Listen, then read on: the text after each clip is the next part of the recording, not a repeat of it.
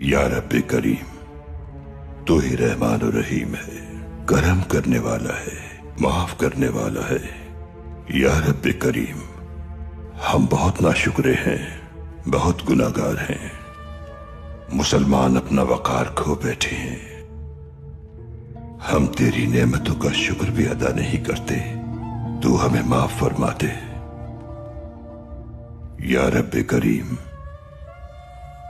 تو نے ظالم کے خلاف نبی کے لیے غار کو قلعے میں بدل دیا، مکڑی کے جالے کو ڈھال اور کبوتر کو مددگار بنا دیا۔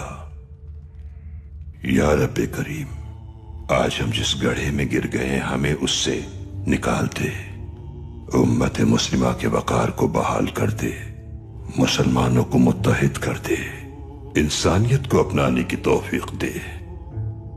ہمارے بہادروں کی مدد فرما تاکہ وہ دشمن کے آگے نہ جھکیں کبھی، تو ہی مدد کرنے والا ہے، ظالموں کو نیست و نابود کر دے، ہمیں فتح نصیب فرما۔